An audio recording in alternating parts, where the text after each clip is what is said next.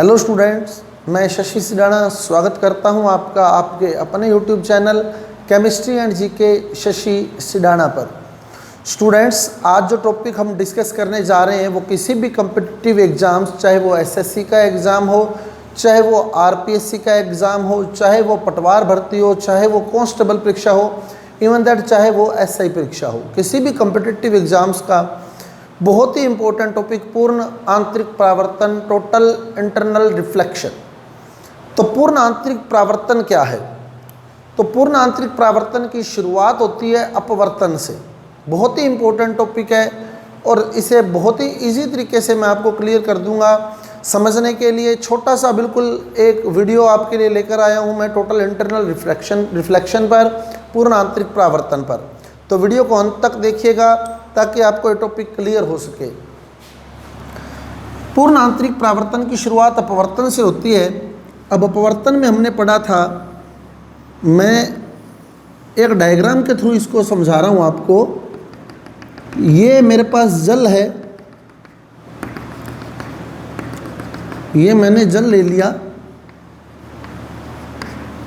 और ऊपर वायु है।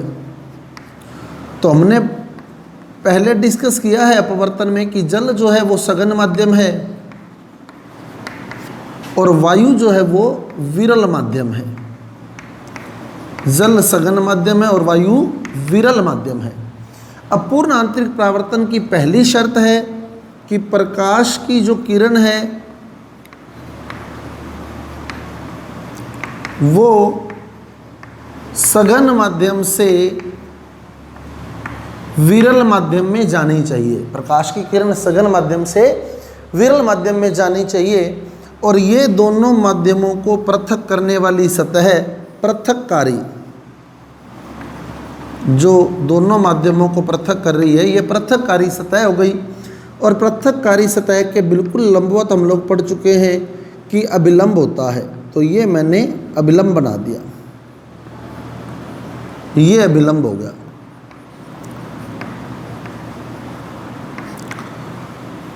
ये अभिलंब होगा। तो जिसने पहले अपवर्तन वाला वीडियो नहीं देखा है उसका मैं लिंक डिस्क्रिप्शन बॉक्स में दे रहा हूँ, तो वहाँ से पहले वो अपवर्तन वाला वीडियो देख लें आप लोग, फिर आप पूर्ण आंतरिक परावर्तन को समझें, क्योंकि इसकी स्टार्टिंग अपवर्तन से होगी।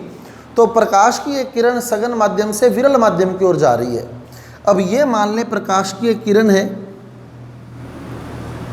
जो सघन माध्यम से जा रही है विरल माध्यम की ओर। ये प्रकाश की किरण जो सघन माध्यम से यानी जल से वायु में जा रही है। तो हमने पढ़ा था जब प्रकाश की किरण सघन माध्यम से विरल माध्यम में जाती है तो वो अभिलंब से दूर हट जाती है। तो जाना तो इसको यूं चाहिए था, ऐसे बिल्कुल स्ट्रेट यूं जाना चाहिए था। अगर ये बिना मुड़े निकलती तो यूं निकलती, लेकिन ऐसा नहीं होता। जब प्रकाश की किरण एक माध्यम से दूसरे माध्यम में जाती है तो उसका पथ बदलता है, वो विचलित होती है और वो वास्तव में अभिलंब से दूर हट जाती है। तो जैसे ये इधर मुड़ जाएगी, अब देखो आप यूं मुड़ गई है। तो ये पहले जानी यूं चाहिए थी, यानी अभिलंब के पास रहनी चाहिए थी, लेकिन ये वास्तव में क्या हुआ, अभिलंब से दूर हट गई। तो जब प्रकाश की किरण एक माध्यम से दूसरे माध्यम में जाती है तो उसका पथ बदलता है। तो यहाँ हमने देखा है जब प्रकाश की किरण सघन माध्यम से विरल माध्यम में जा रही है तो वो अभिलंब से दूर हट गई है। ये कोण हमने पढ़ा था आपत्तन कोण, कोण आई। अभिलंब और आपतित किरण के बीच बनने वाला कोण, कोण आई, ये आपत्तन कोण है, कोण आई। और अभिलंब और अपवर्तित किरण के बीच बनने वाला कोण, कोण आर, ये कोण आर हो गया, अपवर्तन कोण। तो जब प्रकाश की किरण सघन माध्यम से विरल माध्यम में प्रवेश करती है तो वो अभिलंब से दूर हट जाती है। अब हम क्या करेंगे, आपत्तन कोण का थोड़ा सा मान बढ़ाना है, आपत्तन कोण को बढ़ाना है। यानी पहले आपत्तन कोण, ये आपत्तन कोण है पहले। अब मैंने क्या करना है, आपत्तन कोण को थोड़ा सा बढ़ाना है। तो मैंने क्या किया, अब प्रकाश की किरण यूं आपतित की, ऐसे। तो अब आपतन कोण पहले से ज़्यादा हो गया, देखो क्लियर। पहले आपतन कोण इतना था, मान लो 25 डिग्री था, तब उससे ज़्यादा ही हो गया थोड़ा सा, लगभग 45 डिग्री कर दिया मैंने।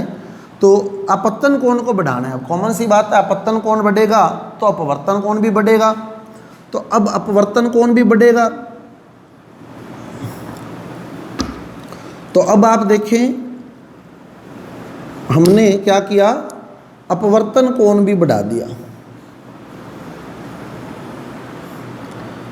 तो आपतन कोण बढ़ने के साथ साथ अपवर्तन कोण भी बढ़ा। अब आपतन कोण को मैं और बढ़ा रहा हूं। अब मैंने क्या किया, आपतन कोण को और बढ़ा दिया। तो देख रहे हैं आप लोग, अब आपतन कोण और बढ़ा दिया, अब इतना कर दिया, तो अपवर्तन कोण और बढ़ेगा। और ये स्थिति, ऐसी स्थिति आ जाएगी जब अपवर्तित किरण पृथक्कारी के बिल्कुल समांतर पृथक्कारी सतह पर ही चलेगी, देखो बिल्कुल यूं। तो ये अपवर्तन कोण हो गया, और ये कोण हो गया एग्जैक्ट 90 डिग्री का। अपवर्तन कोण जो है वो एग्जैक्ट 90 डिग्री हो चुका है, देखो, क्योंकि पृथक्कारी या विलंब के बिल्कुल लंबवत था।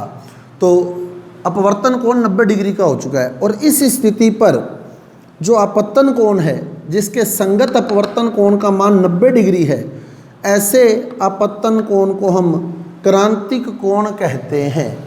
तो क्रांतिक कोण क्या है? क्रांतिक कोण आपतन कोण का वह मान है जिसका संगत अपवर्तन कोण 90 डिग्री होता है। क्रांतिक कोण, पहली बात आती है क्रांतिक कोण की।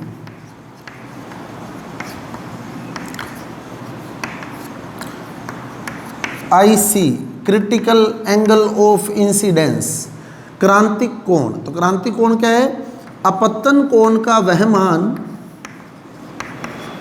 आपतन कोण का वह मान जिसका संगत अपवर्तन कोण 90 डिग्री होता है, जिसका संगत अपवर्तन कोण 90 डिग्री होता है। तो उस स्थिति में आपतन कोण को क्रांतिक कोण कहा जाता है। यानी कोण I आपतन कोण क्रांतिक कोण के बराबर होता है। यह आपतन कोण क्रांतिक कोण कहलाता है कब? जब संगत अपवर्तन कोण 90 डिग्री होता है। क्लियर?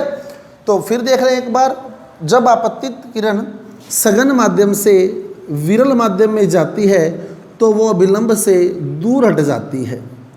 अब जैसे जैसे आपतन कोण बढ़ाया जाता है वैसे वैसे अपवर्तन कोण भी बढ़ता है।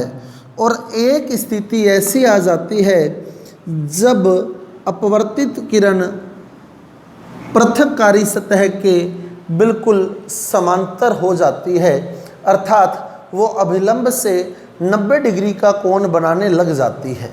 क्लियर? अर्थात वहाँ अपवर्तन कोण 90 डिग्री हो जाता है। तो इस स्थिति में क्रांतिक आपतन कोण को क्रांतिक कोण कहा जाता है। अब यदि मैं आपतन कोण और बढ़ा दूं, सपोज कि मैं आपतन कोण और ज़्यादा कर दूं, अब आप देखें मैंने आपतन कोण और बढ़ा दिया, आपतन कोण जो था वो और बढ़ा दिया, तो अब क्या होगा? अब ये नीचे आ जाएगी, क्योंकि ऑलरेडी समांतर तो ये पहले ही हो चुकी है, बिल्कुल पृथक्कारी के बराबर तो ये चल ही रही है। अब अगर आपतन कोण और बढ़ा दिया जाए, यानी आपतन कोण क्रांतिक कोण से भी ज़्यादा कर दिया जाए, तो प्रकाश की किरण विरल माध्यम में न जाकर पुनः सघन माध्यम में ही लौट आती है। और जब प्रकाश की किरण वापस उसी माध्यम में लौट आती है तो इसी घटना को हम परावर्तन के नाम से जानते हैं। तो यह है पूर्ण आंतरिक परावर्तन। कब हुआ? जब आपतन कोण का मान क्रांतिक कोण से ज़्यादा कर दिया। यानी यहाँ जो कोण I है, लास्ट स्थिति में जो कोण I है, कोण I की जो वैल्यू है, आपतन कोण का जो मान है वो ग्रेटर देन कोण IC, greater than angle IC, क्रांतिक कोण से ज़्यादा है। क्लियर? तो यदि आपत्तन कोण क्रांति कोण से ज़्यादा कर दिया जाए, यदि आपत्तन कोण क्रांति कोण से ज़्यादा कर दिया जाए तो प्रकाश की किरण सघन माध्यम से विरल माध्यम में न जाकर पुनः सघन माध्यम में ही लौट आती है। यह घटना पूर्ण आंतरिक परावर्तन कहलाती है। फिर क्लियर कर लें, प्रकाश की एक किरण है, सघन माध्यम से कहाँ जा रही है, विरल माध्यम में, अभिलंब से दूर हटेगी। अब जैसे जैसे हम लोग आपत्तन कोण बढ़ाएंगे अपवर्तन कोण भी बढ़ेगा और एक स्थिति ऐसी आ जाएगी जिस पर अपवर्तन कोण 90 डिग्री का हो जाएगा। ऐसी स्थिति पर आपत्तन कोण को क्रांति कोण कहा जाता है।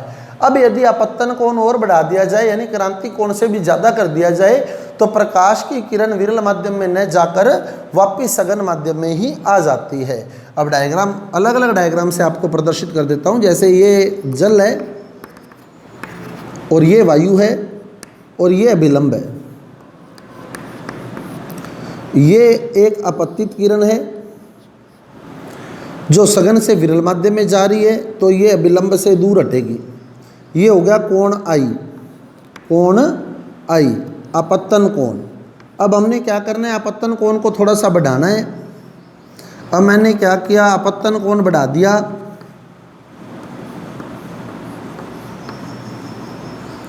आपत्तन कोण बढ़ाया तो जो अपवर्तित किरण थी वो बिल्कुल पृथक्कारी के बराबर चल पड़ी, समांतर चल पड़ी,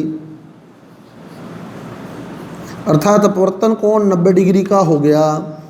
ऐसी स्थिति में जो आपत्तन कोण था उसे क्रांति कोण IC, angle IC, critical angle of incidence, क्रांति कोण के नाम से जाना जाता है। यानी क्रांति कोण वह कोण है जिसके संगत अपवर्तन कोण का मान 90 डिग्री होता है। अब यदि आपत्तन कोण को और बढ़ा दिया जाता, ये अभिलंब हो गया। अब आपत्तन कोण अगर मैं और बढ़ा देता तो प्रकाश की किरण विरल माध्यम में न जाकर वापिस सघन माध्यम में ही आ जाती। ये जो एंगल आई है ये ग्रेटर देन एंगल IC यानी क्रांति कोण से ज़्यादा है।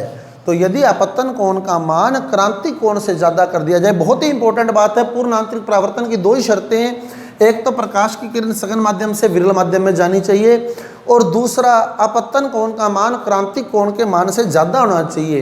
तो प्रकाश की किरण विरल माध्यम में न जाकर वापस सघन माध्यम में ही लौट आती है। यही घटना पूर्ण आंतरिक परावर्तन के नाम से जानी जाती है। और मरुस्थल में या गर्मी के दिनों में सड़क पर दिखने वाली मृग मरीचिका मरुस्थल में बहुत ज़्यादा दिखाई देती है। मृग मरीचिका यानी यूँ लगता है अपने को कि आगे पानी है, लेकिन वास्तव में जब हम वहाँ पहुँचते हैं तो वहाँ पानी नहीं होता। तो वो मृग मरीचिका का कारण अगर आपसे पूछ लेता है, बहुत ही इंपॉर्टेंट एग्जाम्पल है। मृग मरीचिका किस घटना का उदाहरण है? तो मृग मरीचिका पूर्ण आंतरिक परावर्तन, टोटल इंटरनल रिफ्लेक्शन का उदाहरण है। इसके अलावा जो प्रकाश तंतु है, वर्तमान में दूर संचार में बहुत ज़्यादा उपयोग किया जाता है प्रकाश तंतु का, ऑप्टिकल फाइबर का।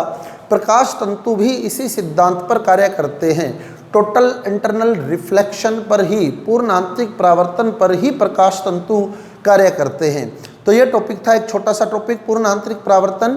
फिर देख लें, सबसे पहले हमने क्या किया, प्रकाश की किरण को सघन माध्यम से विरल माध्यम में लेकर गए, अभिलंब से दूर किया। अब आपत्तन कोण को बढ़ाया है तो अपवर्तन कोण भी बढ़ेगा। तो एक स्थिति आ गई जिस पर अपवर्तन कोण 90 डिग्री का हो गया। ऐसी स्थिति पर आपत्तन कोण को हम क्रांति कोण कहते हैं।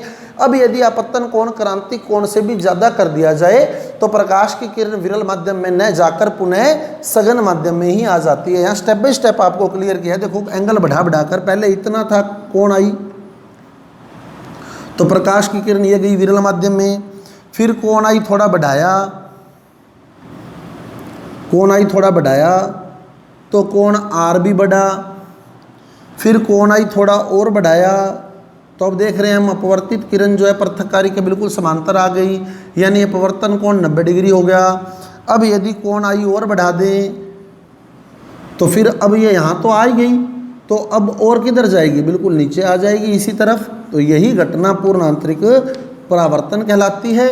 और अगर आपसे शर्त पूछ लेता है पूर्ण आंतरिक परावर्तन की तो आपत्तन कोण का मान क्रांतिक कोण के मान से ज़्यादा होना चाहिए। और दो बहुत ही इंपॉर्टेंट उदाहरण, एक तो रेगिस्तान में दिखने वाली मृग मरीचिका और दूसरा प्रकाश तंतु, दोनों ही पूर्ण आंतरिक परावर्तन पर आधारित घटनाएं हैं। तो ये आज का टॉपिक था। यदि आपको टॉपिक समझ आया है, मेरा वीडियो अच्छा लगा है, तो कृपया मेरे वीडियो को लाइक कीजिए, मेरे चैनल को सब्सक्राइब कीजिए और आगे ज़्यादा से ज़्यादा शेयर कीजिए। कल मिलते हैं नए टॉपिक परावर्तन के साथ। तो कल देखेंगे क्या है परावर्तन। Thank you.